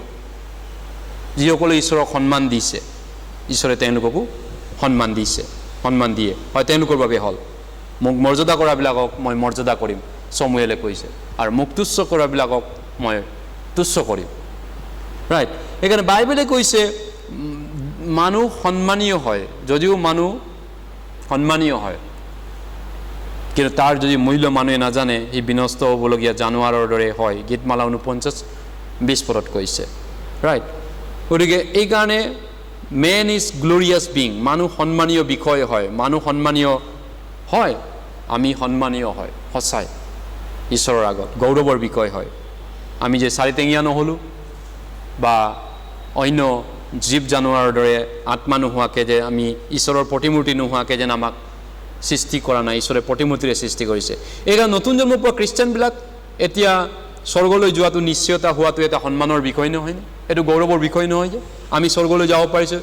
গতিকে আৰু তেওঁ যদি এইটো ৰিয়েলাইজ কৰিব নোৱাৰে, তেওঁৰ সন্মান, তেওঁৰ গৌৰৱ, তেওঁৰ ষ্টেটাছ তেওঁ পাহৰি যায়, তেতিয়াহ'লে তেওঁ সেইটো ভ্ৰষ্টমতিলৈ যাব আৰু তেওঁ নতুন জন্ম নোপোৱা মানুহৰ লগত তেওঁ একেই হৈ পৰিব। নতুন জন্ম পোৱা খ্ৰীষ্টিয়ানবিলাক স্বৰ্গৰাজ্যলৈ যোৱাটো কিমান সৌভাগ্যৱান, কিমান গৌৰৱৰ বিষয়, কিমান সন্মানৰ বিষয়, সেই কথাটো যদি তেওঁ নাজানে, তেওঁ জানুৱাৰৰ দৰে হয়তো জীয়াই থাকিব, নহয় জানো? যদিও মনুষ্য সন্মানীয় হয়, তাৰ মূল্য যদি তেওঁ নাজানে, সি বিনষ্ট হ'বলগীয়া পশুবোৰৰ নিচিনা আছে। গতিকে এইকাৰণে আমাৰ এই কথাটো আমি মনত ৰখা উচিত যে আমাৰ ষ্টেটাছ, নিজৰ জেগাটো ঈশ্বৰৰ সন্তান ৰূপে আমি পাহৰি যোৱাটো উচিত নহয়। অকল আমি পৰিত্ৰাণ পোৱা লোক হয়নে? আমি ঈশ্বৰৰ মহিমা অনন্ত কৰে গৌৰৱৰটো ভাগিদাৰ নহ'মনে? চিৰকাল অমৰকলীয়া গৌৰৱৰ ভাগিদাৰ নহ'মনে? হয়, আমি হ'ম। যীশুখ্ৰীষ্ট আমাৰ সেই গৌৰৱৰ ভাগিদাৰ হয়, যীশুৱে আমাৰ সেই গৌৰৱ হয়, মহিমা হয়।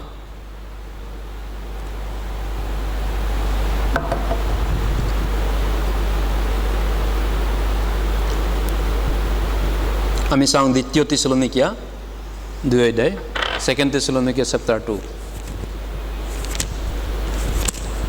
দ্বিতীয় তেছালোনিকিয়া 2 অধ্যায়, 2 তেছালোনিকিয়া চেপ্টাৰ 2,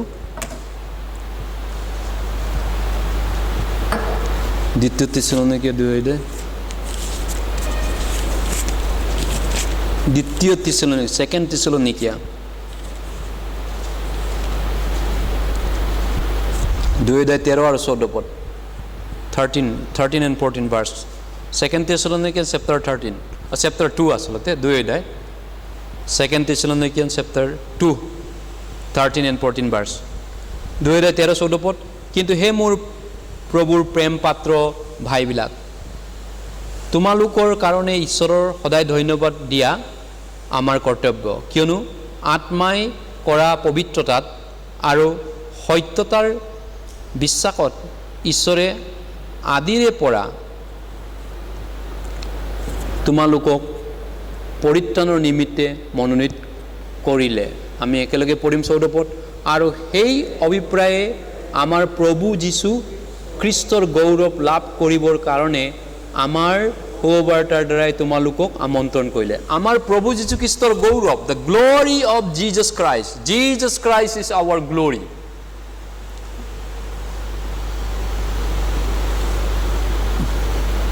গতিকেলৈ এতিয়া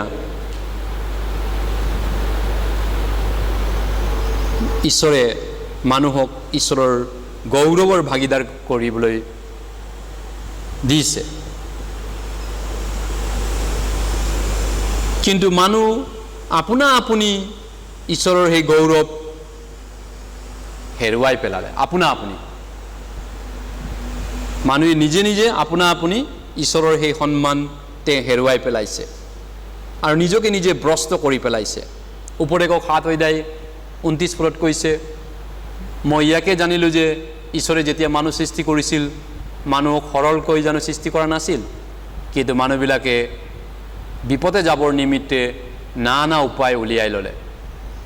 মানুহে বিপদে যাবৰ কাৰণে নানা উপায় আপোনা আপুনি উলিয়াই ল'লে। এক্লেছিয়াছ চেপ্টাৰ 7 ভাৰ্ছ 29ত কৈছে।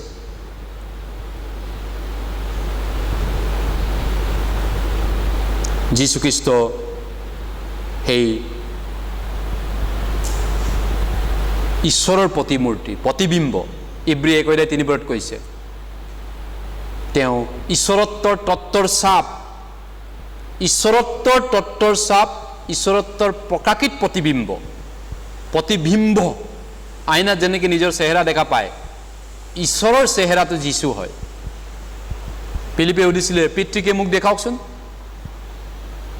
পিলিপ, তুমি এতিয়াও নাজানা তোমাৰ সৈতে কথা পতাজন কোন হয়?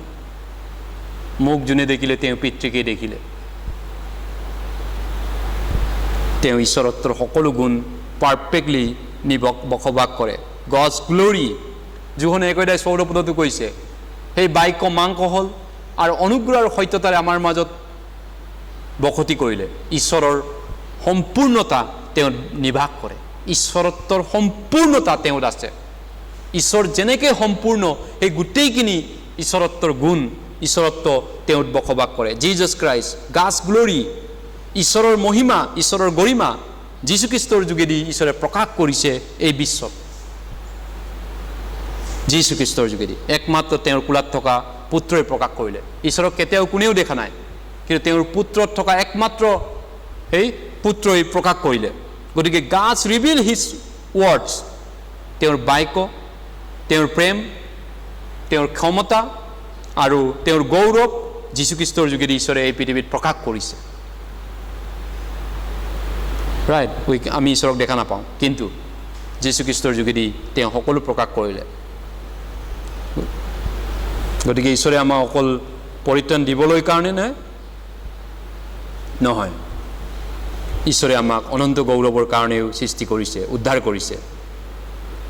হয়, আমি 2 কৰিন্থিয়া লৈ গৈছোঁ, 2 কৰিন্থিয়া 4 অধ্যায়, 2 কৰিন্থিয়া চেপ্টাৰ 4 অধ্যায়, 2 কৰিন্থিয়া 4 অধ্যায়,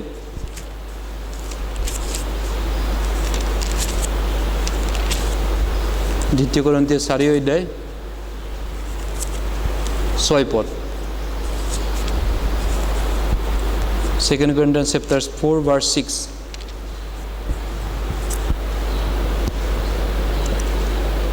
4 6 পদ কিয়নো আমাৰ মাজৰ পৰা কিয়নো আন্ধাৰৰ মাজৰ পৰা পোহৰ প্ৰকাশিত হ'ব বুলি যি ঈশ্বৰে ক'লে যীশুখ্ৰীষ্টৰ মুখত ঈশ্বৰৰ গৌৰৱ প্ৰকাশক জ্ঞানৰূপ দীপ্তি প্ৰকাশ কৰিবলৈ সেই ঈশ্বৰে আমাৰ হৃদয়ত পোহৰ প্ৰকাশ কৰিলে ঈশ্বৰৰ গৌৰৱৰ বিষয়টো আজি চাই আছোঁ ঈশ্বৰৰ গৌৰৱৰ ভাগিদাৰ হোৱাৰ বিষয়টো অকল পৰিত্ৰাণ নহয় পৰিত্ৰাণে হৈছে ঈশ্বৰৰ গৌৰৱ সেইকাৰণে ঈশ্বৰে আমাক পৰিত্ৰাণ দিলে গতিকে পোহৰ ঈশ্বৰৰ যিটো পোহৰ ঈশ্বৰৰ যিটো জ্ঞান ঈশ্বৰৰ যিটো পোহৰ আন্ধাৰৰ মাজত ঈশ্বৰে প্ৰকাশ কৰিছে ঈশ্বৰৰ গৌৰৱ মহিমা প্ৰকাশ কৰা পোহৰটো আমি যেতিয়া সেলভেশন পালোঁ আমাৰ অন্তৰত সেই পোহৰ আহিল যিদিনা মই উদ্ধাৰ পালোঁ সেইদিনাখন মোৰ হৃদয়ত ঈশ্বৰৰ সেই পোহৰ প্ৰকাশ পালে ঈশ্বৰৰ গৌৰৱৰ যোগেদি ঈশ্বৰে এইটো প্ৰকাশ কৰিলে যিটো ঈশ্বৰৰ গৌৰৱৰ জ্ঞান ঈশ্বৰৰ গৌৰৱৰ প্ৰকাশ জ্ঞানৰূপ দীপ্তি ঈশ্বৰৰ গৌৰৱ প্ৰকাশক জ্ঞানৰূপ দীপ্তি ঈশ্বৰে পৰিত্ৰাণ পোৱা দিনাখন আমাক সেইটো দিলে গতিকে আমি এতিয়া বাঢ়ি ঈশ্বৰে আমাক সেইটো বঢ়াই দি থাকে ইনক্ৰিজ গাড ইনক্ৰিজ ঈশ্বৰে আমাক অনন্তকলীয়া গৌৰৱ দিবৰ কাৰণে সেই জ্ঞানটোত ঈশ্বৰে আমাক বৃদ্ধি কৰাই থাকে আৰু যেন আমি যোগ্য হওঁ ঈশ্বৰৰ গৌৰৱ পাবৰ কাৰণে আমি যেন যোগ্য হওঁ সেইটো ঈশ্বৰে আমালৈ বৃদ্ধি কৰি থাকে সেইকাৰণে যীশুৱে আমাৰ কাৰণে দুখ ভোগ কৰিলে তেওঁ মৃত্যুবৰণ কৰিলে অনন্তকলীয়া গৌৰৱত তেওঁ সোমালে আৰু তেওঁ অনেক পুত্ৰক নিজৰ পঠাবলৈ আনিলে ইব্ৰী 2:10 কৈছে তেওঁ অনেক পুত্ৰক নিজৰ পঠাবলৈ গৌৰৱলৈ মহিমালৈ আনিলে আমি চাওঁ ইব্ৰী 2:10 ইব্ৰী চেপ্টাৰ 2 ইব্ৰী 2:10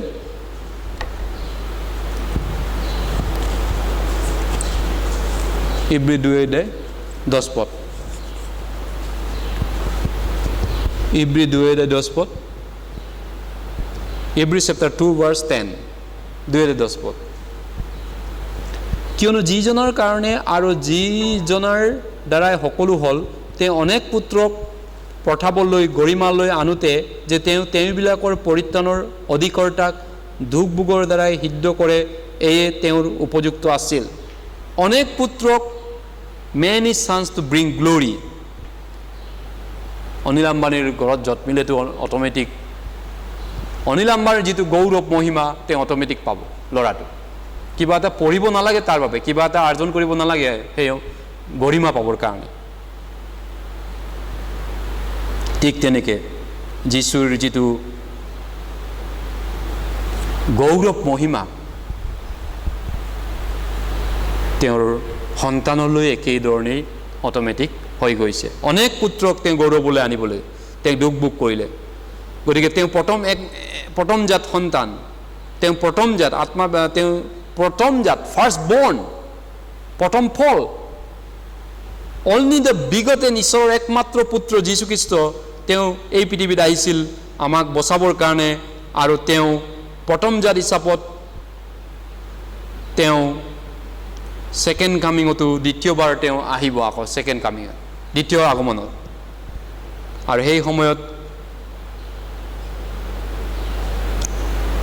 তেওঁৰ স্বৰ্গদূতবিলাকে তেওঁক সেৱা কৰিব আনকি বাইবেলে কৈছে ইব্ৰীয়ে কৈ দিয়ে স্বৰ্গদূতেও তেতিয়া তেওঁক সেৱা উপাসনা কৰিব যদি স্বৰ্গদূতে যীশুক যদি সেৱা কৰেগৈ তেতিয়াহ'লে যীশুৰ যিটো সমপৰ্যায়ৰ গৌৰৱৰ সন্তানবিলাককো স্বৰ্গদূতে নকৰিবনে সেৱা স্বৰ্গদূতে নতুন জন্মৰ পৰা খ্ৰীষ্টানকো সেৱা পূজা কৰিব প্ৰাৰ্থনা কৰিব আমাক সেৱা কৰিবগৈ নতুন জন্মৰ পৰা খ্ৰীষ্টানক যীশুক যেতিয়া সেৱা কৰিবগৈ আমি যীশুৰ সমপৰ্যায়ৰ আমাৰ ভাই হ'ল তেওঁ আৰু আমি তেওঁৰ ভাই হ'লোঁ ভাইবিলাকক বুলি কৈছে তেওঁ আমাৰ এক প্ৰকাৰ ডাঙৰ দাদাৰ দৰে হ'ল আৰু তেওঁক স্বৰ্গদূতে যেতিয়া সেৱা কৰিব এটা সময়ত আমাকো স্বৰ্গদূতে সেৱা কৰিব কিন্তু একেই পৰিত্ৰাণ হয় আমাৰ বাবে কিন্তু গৌৰৱ একেই হ'বনে স্বৰ্গত গৌৰৱ কিন্তু বেলেগ বেলেগ হ'ব বাইবেলে কৈছে প্ৰথম কৰিন্থিয়াৰ 3 কৈছে ফাৰ্ষ্ট কৰিন্থিয়ান চেপ্টাৰ 3 গ্লোৰিটো বেলেগ বেলেগ হ'ব স্বৰ্গত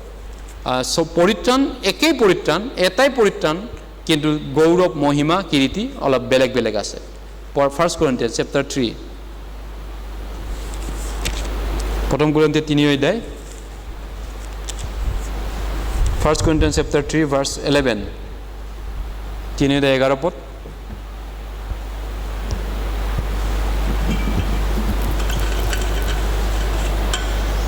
প্ৰথম কৰিন্থিয়াৰ 3:11 পদ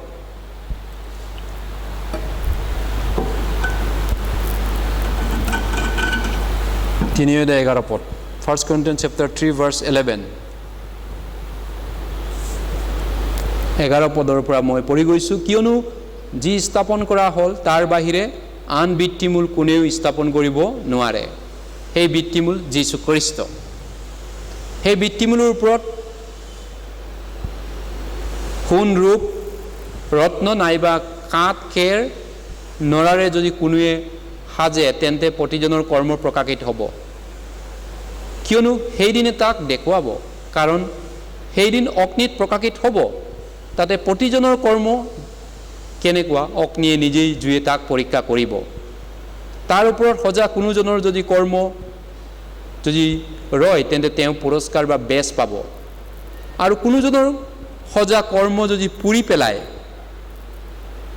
তেন্তে তেওঁৰ হানি হ'ব তথাপি তেওঁ নিজে অগ্নিৰ পৰীক্ষা পোৱাৰ দৰে পৰিত্ৰাণ পাব এই কথাটো এতিয়া গৌৰৱ স্বৰ্গৰাজ্যত বেলেগ বেলেগ হ'ব পৰিত্ৰাণ ভেটি বুলি ক'লে ঘৰৰ ভেটি জিজাছ ক্ৰাইষ্ট সেলভেশ্যনটোক কৈছে আমি পৰিত্ৰাণ যীশুখ্ৰীষ্টৰ যোগেদি পাইছোঁ এটাই পৰিত্ৰাণ পাইছোঁ একেজন প্ৰভুৰ পৰা পাইছোঁ সেইটোত কোনো দ্বিমত নাই কোনো পাৰ্থক্য নাই সেম সেলভেশ্যন কিন্তু ডিফাৰেণ্ট গ্লোৰি গৌৰৱ বেলেগ বেলেগ হ'ব যদিও পৰিত্ৰাণটো সবৰ কাৰণে যিসকলে বিচাৰিছে ঈশ্বৰে একেই সব মানুহকে বিনামূল্যে তেওঁ পৰিত্ৰাণ দিছে ৰাইট যিসকলে পৰিত্ৰাণ বিচাৰিছে তেওঁলোকক ঈশ্বৰে সবকে ফ্ৰীকে দিছে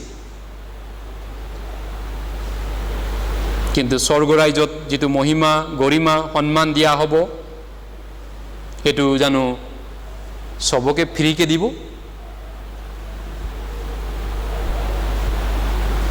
অলিম্পিকৰ মেডেল এটা জানো যেতিয়া বঁটা বিতৰণিত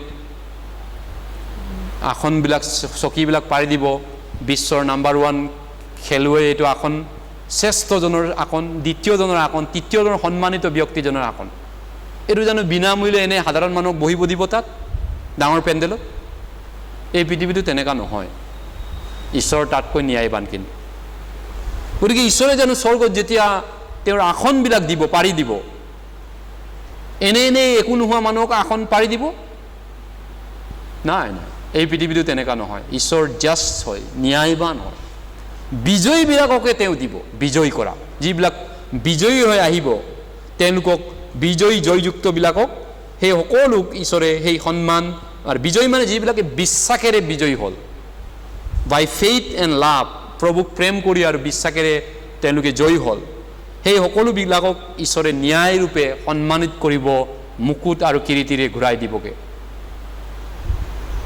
ৰিফে কৰিব ঈশ্বৰে ঘূৰাই দিবগে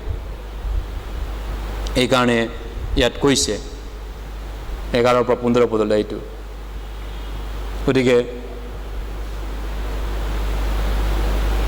খ্ৰীষ্টৰ সুদৰ আসনৰ আগত যেতিয়া আমি থিয় হ'ম প্ৰত্যেকজনে আমাৰ প্ৰত্যেকৰ কৰ্ম কামবিলাক পৰীক্ষা কৰি চোৱা হ'ব তেওঁ যীশুখ্ৰীষ্টৰ বনোৱা ফাউণ্ডেশ্যনৰ ওপৰত যি কাম কৰিলে 11 পদত কৈছে সেই ভিত্তিমূল জিজাছ ক্ৰাইষ্ট ঘৰৰ বেটিটো জিজাছ ক্ৰাইষ্ট সেলভেশ্যন তাৰ ওপৰত কোনে কোনে কি কাম কৰিলে সেই কৰ্মবিলাক জুকি চোৱা হ'বগে মাপ কৰি চোৱা হ'বগে আৰু সেইমতেহে পুৰস্কাৰ বা গৌৰৱ নিৰূপণ হ'ব আৰু এই ফাউণ্ডেশ্যন জিজাছ ক্ৰাইষ্ট কমপ্লিট তেওঁ যিটো সেলভেশ্যন কাম কৰিলে ইয়াত ঘৰৰ বেটি বা যি ভিত্তিমূল বুলি অসমীয়া লিখিছে ফাউণ্ডেশ্যন 3:11 পদ সেইটো হৈছে তেওঁৰ যিটো পৰিত্ৰাণৰ সম্পূৰ্ণ পৰিত্ৰাণৰ কৰা কামটো কমপ্লিট যিটো সেলভেশ্যন তেওঁৰ মৃত্যু আৰু পুনৰুত্থানৰ যোগেদি যিটো কমপ্লিট পৰিত্ৰাণ কৰিলে by death and resurrection Jesus complete the salvation work the salvation ৱৰ্কটোৱে হৈছে ইয়াত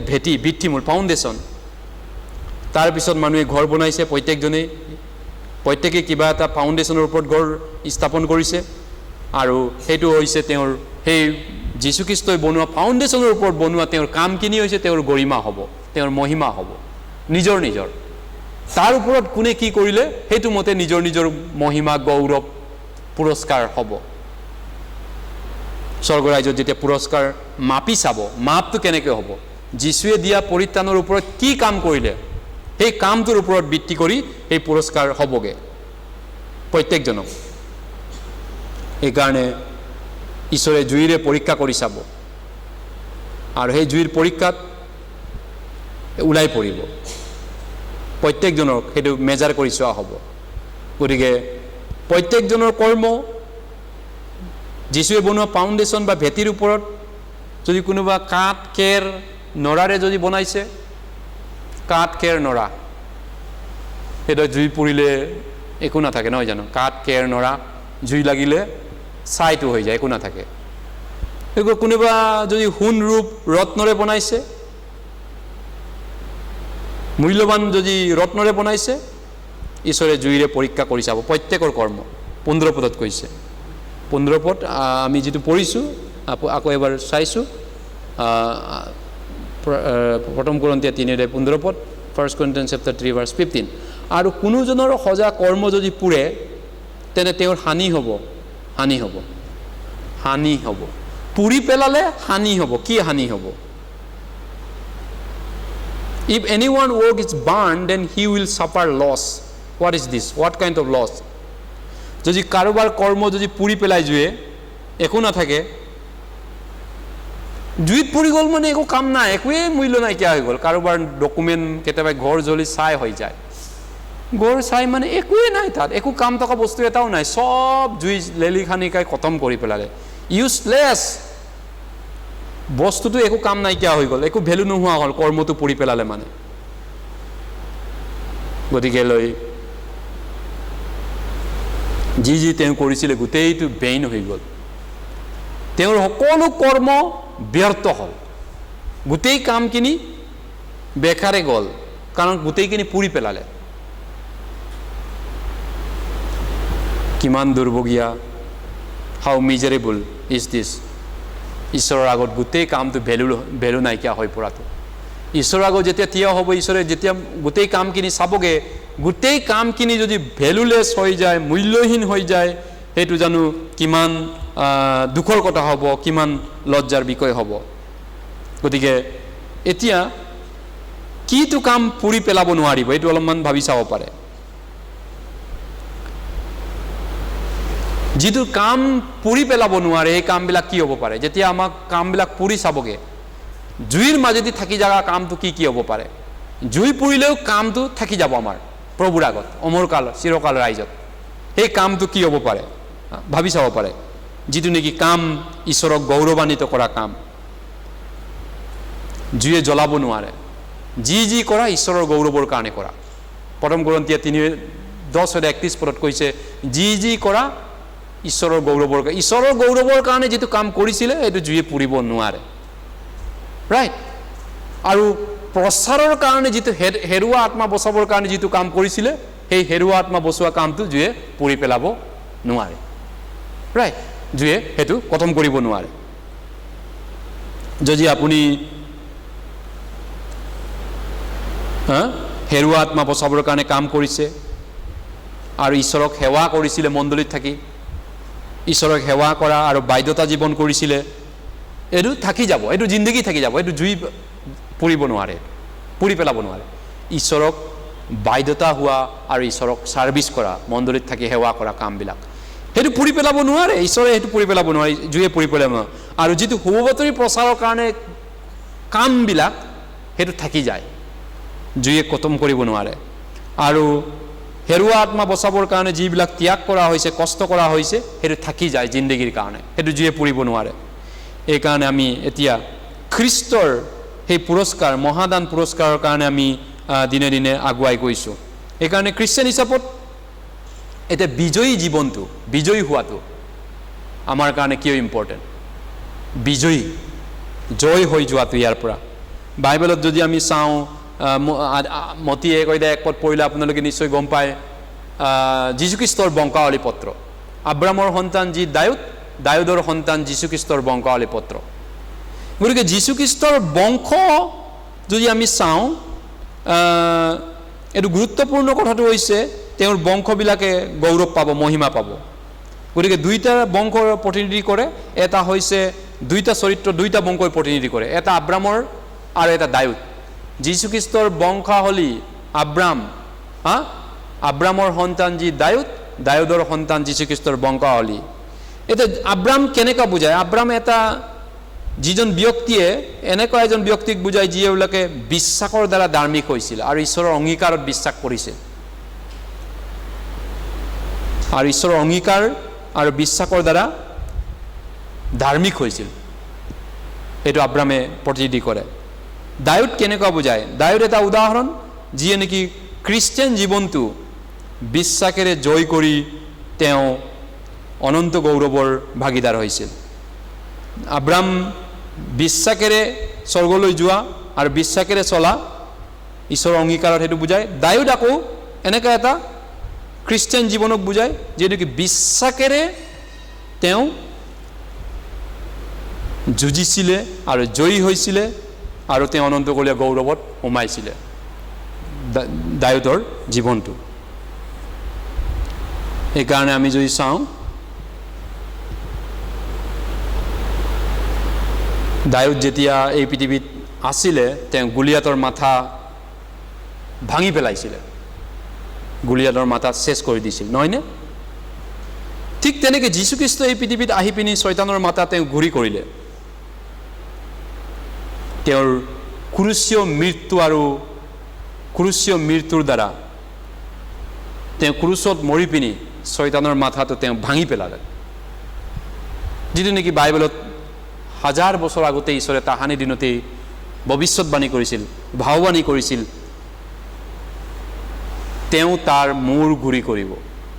আদিপুস্তক 3:15 কৈছিল, তেওঁ যীশুৱে তাৰ শয়তানৰ মাথাটো ঘূৰি কৰি দিব। কেনেকৈ? ক্ৰুচত মৰি পিনি শয়তানক মাথা ভাঙি পেলাব। গতিকে সেইকাৰণে যীশুৱে শয়তানক জয় কৰিলে, সেইধৰণে তেওঁ শয়তানক জিকিলে। তেওঁৰ জিকাৰ যোগেদি জিজাছ এতিয়া অনন্তকলীয়া গৌৰৱত সোমাল আৰু অনন্তকলীয়া গৌৰৱৰ ভাগিদাৰ হ'ল তেওঁ। গতিকে যীশুখ্ৰীষ্ট দুখ ভোগ কৰিলে আৰু দুখ ভোগ কৰাৰ পিছতে অনন্তকাল গৌৰৱত সোমালে। সেইকাৰণে যীশুখ্ৰীষ্টৰ সেই তেওঁ ক্ৰুচ যন্ত্ৰণাকো তেওঁ লাজ বুলি গ্ৰহণ নকৰিলে। ক্ৰুচ যন্ত্ৰণাৰ যিটো অপমান, লাজ, তেওঁ এইটো গুৰুত্ব নিদিলে। আচলতে আগত থকা গৌৰৱ, মহিমা, আনন্দৰ কাৰণে ইব্ৰী 12:2 কৈছে, তেওঁ যিটো লজ্জা আছিলে তেওঁ সেইটো লৈ চিন্তিত নকৰিলে, কিন্তু তেওঁ সন্মানলৈ চালে, কিৰীটলৈ চালে। আৰু মুচি যীশুখ্ৰীষ্টৰ ছায়া আছিল, নহয়নে? ইব্ৰী 11:2 কৈছে 26 খ্ৰীষ্টৰ নিন্দা মহাজ্ঞান কৰিলে তেওঁ, কাৰণ তেওঁ পুৰস্কাৰ দানলৈ দৃষ্টি কৰিছিল, অনন্তকলীয়া কিৰীটী মুকুটলৈ তেওঁ দৃষ্টি কৰিছিল। সেইকাৰণে দুখ কষ্টৰ পিছত সদায় গৌৰৱ আছে। ইব্ৰী আমি চাওঁ 12:2 ইব্ৰী 12:2 আমি চাওঁ। ইব্ৰী চেপ্টাৰ 12, ইব্ৰী 12:2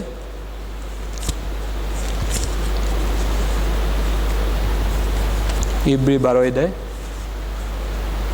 1-2 পদ। ইব্ৰী 12:2 1-2 পদ আমি একেলগে পঢ়িছোঁ। ইব্ৰী চেপ্টাৰ 12 verse 1 and 2। এতেকে ইমান মেঘৰূপ সাকিয়ে আমাক ভেৰি থকা দেখি আহা, আমিও আঠাই বাধা আৰু আমাক লগ ধৰি থকা পাপ দূৰ কৰি আমাৰ আগত থকা দৌৰৰ পথত ধৈৰ্যৰে দৌৰো হওক, আৰু আমাৰ বিশ্বাসৰ আদি আৰু সিদ্ধিকৰ্তা যীশুলৈ চাই থাকোঁ হওক। তেওঁ তেওঁৰ আগত থকা আনন্দৰ নিমিত্তে অপমানকে হেয় জ্ঞান কৰি ক্ৰুচ যন্ত্ৰণা সহন কৰি ঈশ্বৰৰ সিংহাসনৰ সোঁফালে বহিল। ৰাইট, আমাৰ প্ৰভু, আমাৰ ঈশ্বৰে তেওঁ দুখ ভোগ সহন কৰিছিল। কাৰণটো হ'ল তেওঁ আগত থকা আনন্দলৈ চাইছিলে, আগত থকা আনন্দলৈ। গতিকেলৈ আমি এই পৃথিৱীত আমিও যদি গৌৰৱৰ ভাগি হ'ব বিচাৰোঁ, এটা কথা আমি সদায় মনত ৰখা উচিত, দুখ কষ্টৰ পিছফালে আগলৈ গৌৰৱ আছে। মানে দুখ কষ্ট পোৱাৰ, দুখ বুক পোৱাৰ কাৰণটো গৌৰৱৰ বাবে হয়। দুখ বুক নোপোৱাকৈ খ্ৰীষ্টে গৌৰৱ পোৱা নাই, আৰু খ্ৰীষ্টিয়ানে দুখ বুক নাপাকে ঈশ্বৰৰ পৰা গৌৰৱ পাব নোৱাৰে। উইদাউট ছাফাৰিং ন' পেইন ন' গেইন, যত্ন কৰিলেহে ৰত্ন পায়। গতিকে আমিও এতিয়া এইটো কথাটো মনত ৰখা উচিত। যি কি নহওক, নতুন জন্মৰ পৰা খ্ৰীষ্টানবিলাক ঈশ্বৰৰ আগত যেতিয়া আমি থিয় হ'ম, ঈশ্বৰৰ মহিমা গৌৰৱ ঈশ্বৰে আমাক যেতিয়া দিব, আমি 2 Korinথিয়া 5 অধ্যায় 10 পদত কোৱাৰ ধৰণে আমাৰ শৰীৰে কৰা ভাল হওক বেয়া হওক, আমাৰ প্ৰত্যেকজনৰ কৰ্ম সেইদিনাখন প্ৰকাশ হ'বগৈ। প্ৰত্যেকজনৰ কৰ্ম, শৰীৰৰ দ্বাৰা কৰা কৰ্মবিলাক। সেইকাৰণে আমি যেতিয়া এই মহান গৌৰৱৰ কথা ভাবিম, এই পুৰস্কাৰৰ কথা ভাবিম, আমি প্ৰভু যীশুৰ যোগেদি, আমাৰ সেৱাৰ যোগেদি প্ৰভুৰ পৰা আমি পাবলৈ গৈ আছোঁ, তেতিয়াহ'লে আমাৰ বৰ্তমানৰ আমাৰ জটিলতাটো আমি জয় কৰিব পাৰোঁ। বৰ্তমান আমি যি জটিলতা, হাৰ্ডশ্বিপ, কঠিনতা পাওঁ, সেইটো আমি জয় হ'ব পাৰোঁ। আগত থকা আনন্দলৈ যদি আমি নজৰ দিব পাৰোঁ, আগত থকা আমাৰ পুৰস্কাৰ, কীৰ্তি, মুকুট যিটো আমাৰ বাবে দিয়া হৈছে, সেইটোলৈ যদি আমি নজৰ দিব পাৰোঁ, তেতিয়াহ'লে বৰ্তমানৰ কঠিনতা, জটিলতা আমি জয় কৰিব পাৰোঁ। সেইটোৱে মুচিয়ে নজৰ দিছিলে, আগত থকা আনন্দ। তেওঁলোকে পৌলে আগত থকা পুৰস্কাৰ, কীৰ্তি, সেইটো তেওঁলোকে নজৰ দিয়াৰ কাৰণে তেওঁলোকে জয় কৰিব পাৰিছিল খ্ৰীষ্টান জীৱনত। সেইকাৰণে কেতিয়াবা আমাৰ ঈশ্বৰক সেৱা কৰিবলৈ জটিলতা আহে, কঠিনতা আহে, অসুবিধা আহে জীৱনত। এইটো তেনেকুৱা পৰিস্থিতি আহে, কিন্তু আমি সেই কঠিনতা, জটিলতাৰ সময়তো আমি সহন কৰিব লাগিব। কেতিয়াবা কঠিন পৰিস্থিতি আহে ঈশ্বৰক সেৱা কৰিবলৈ মণ্ডলীত থাকি, কিন্তু আমি সহিব লাগে বুলি যে কথা এটা পাওঁ, সহন কৰা বুলি যে কৈছে বাইবেলত, সেই তেতিয়াই সহন কৰা সময়টো। যেতিয়া অসুবিধা আহে, সমস্যা আহে চাৰ্চত যাবলৈ বা মণ্ডলীত কাম কৰিবলৈ, সেইটোৱে কয় সহন কৰা। সেই অসুবিধা সময়খিনিত সহি থাকা, সহ্য কৰি থাকা। যেনেকৈ ইউপে সহ্য কৰিছিল, মুচিয়ে সহ্য কৰিছিল, পৌলে সহ্য কৰিছিল, আৰু যীশু খ্ৰীষ্টই সহ্য কৰিছিল। আমিও সহ্য কৰা উচিত, আৰু সহ্য কৰি আমি সহন কৰি ঈশ্বৰৰ অনুগ্ৰহ মনত পেলাই আমি জয় হোৱা উচিত। আমি যি কি নহওক, আমি সহিব লাগিব আৰু জয় হ'ব লাগিব আশাৰে, এই গৌৰৱৰ পুৰস্কাৰ পোৱাৰ আশাৰে। ৰাইট। গতিকে পুৰস্কাৰ ঈশ্বৰে আমাক তেওঁৰ সন্মানেৰে তেওঁ আমাক দিবগৈ। কেতিয়াবা এই পৃথিৱীত আপুনি মালিকাৰ কাৰোবাৰ ঘৰত কাম কৰিলেও কেতিয়াবা আপোনাক বেয়া মালিকে আপোনাক পইচা নিদিবও পাৰে। এই পৃথিৱীত তেনেকুৱাও হয়, কাম কৰিছে পইচা নিদিয়ে। কিন্তু আমাৰ প্ৰভু তেনেকুৱা নহয়, প্ৰভু সম্পূৰ্ণ বেলেগ হয়। প্ৰভুৱে উপযুক্ত ক্ষতিপূৰণ দিবগৈ, উপযুক্ত ভৰপাই কৰিবগৈ। তেওঁ অনন্তকাল থকা বস্তুৰে দিব, অমৰকলীয়া বস্তুৰে দিব। তেওঁ চিৰকাল কিৰীতি, চিৰ মুকুটেৰে তেওঁ ঘূৰাই দিবগৈ। এইকাৰণে আমাৰ ঈশ্বৰ দয়ালু ঈশ্বৰ, মৰমীয়াল ঈশ্বৰ, ন্যায়বান ঈশ্বৰ। আমাৰ ঈশ্বৰ তেনেকুৱা, প্ৰভু তেনেকুৱা নহয়। তেওঁ আমাক নিশ্চয় পুৰস্কৃত কৰিবই, তেওঁ আমাক নিশ্চয় আমাৰ কৰ্মৰ প্ৰতিদান দিবই। ঈশ্বৰে আমাক সেইখিনি পুৰস্কৃত কৰিবগৈ। আমি যিমান কৰিছোঁ তেওঁৰ বাবে, তাতকৈ হয়তো বেছি হ'ব এইটো। গতিকেলৈ আমি ঈশ্বৰৰ সেই কথা মনত ৰাখোঁ হওক। আমি শেষ বাইবেল পদ পঢ়িম, 2 Korinথিয়া 4 অধ্যায়, 2 Corinthians chapter 4, 2 Korinthia 4 অধ্যায় আমি আৰু এটা বাইবেল পদ পঢ়িব লাগিব। তাৰ যাই কিনে 2 কৰিন্থিয়ালৈ গৈছোঁ। প্ৰথমতে আমি 2টা বাইবেল পদ পঢ়ি শেষ কৰিছোঁ।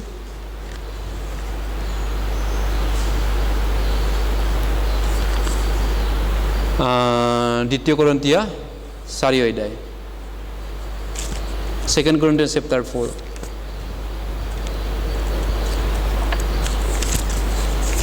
সত্তৰ 18 পদ, 17-18। দৃশ্য বস্তু অলপ দিনীয়া, কিন্তু অদৃশ্য বস্তু অনন্তকলীয়া। এইটো কি দৃশ্য বস্তুলৈ নাচাই অদৃশ্য বস্তুলৈ চাই থাকোঁতে আমাৰ কন্তিকীয়া লঘু ক্লেকে আমাৰ নিমিত্তে অতি অধিককৈ অনন্তকলে গুৰুতৰ গৌৰৱ সাধন কৰিছে। গুৰুতৰ গৌৰৱ। আমি প্ৰথম আজি বিষয়টো আছিলে 2 তিমথিয় 2:10 পদ।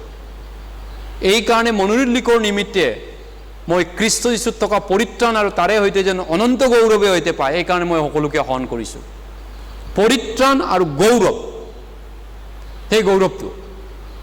গতিকে দৃশ্য বস্তু অলপ দিনীয়া, অনন্তকলীয়া বিষয়টো, টেম্পৰাৰী আৰু অনন্তকলীয়া বিষয়টো।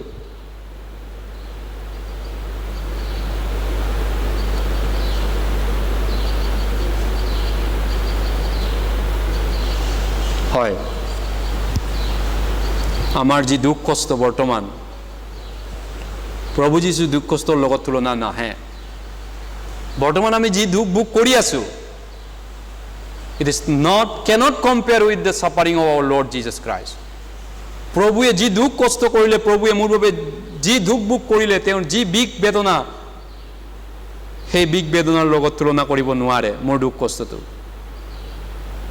আমাৰ যি বৰ্তমান পাতাল দুখ কষ্ট, পাতালীয়া দুখ কষ্ট, সেইটো প্ৰভুৱে যেতিয়া আমাক পুৰস্কাৰ দিবগে, ৰিটাৰ্ণ দিবগে তেওঁৰ অনুগ্ৰহৰ দ্বাৰা, তেতিয়াও তুলনা নহ'ব মোৰ বৰ্তমান দুখ কষ্টবিলাক।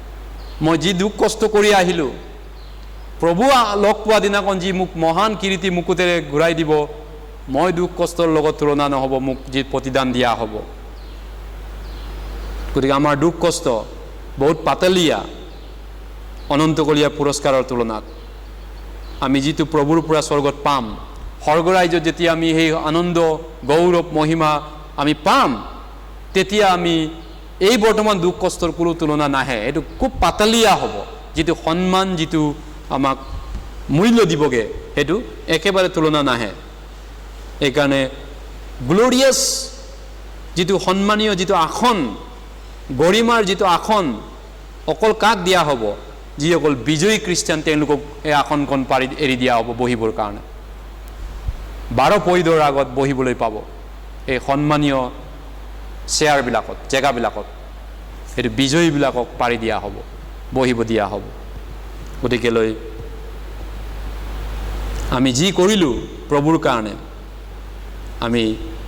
আমি ঘূৰাই পাম এদিনাখন। প্ৰভুৰ আগত যিদিনা আমি থিয় হ'ম, সেই সকলোবিলাক প্ৰভুৱে ঘূৰাই দিব। তেওঁ মানুহ নহয়, মিছা কথা ক'ব। বাইবেলে কৈছে তেওঁ মানুহ নহয়, মিছা কথা ক'ব।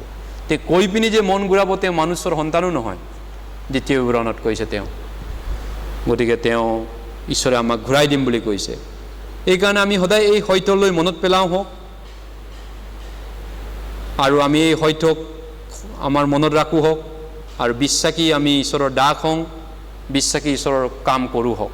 এই সত্যটোলৈ মনত পেলাই প্ৰভুৱে আমাক 2 গুণ 3 গুণ ডাবুল ৰিটাৰ্ণ দিব, সন্মান কৰিবগে অনন্তকাল কীৰ্তিৰে, অনন্তকলীয়া মুকুটেৰে, অনন্তকলীয়া গৌৰৱেৰে। বৰ্তমানৰ যি দুখ কষ্ট, অসুবিধা, সেইটো তুলনাই নাহিব। যাই নহওক শেষত 1 পিতৰ 5 অধ্যায়, আমি শেষ অন্তিম বাইবেল পদ এটা চাওঁ। 1 পিতৰ 5 অধ্যায়।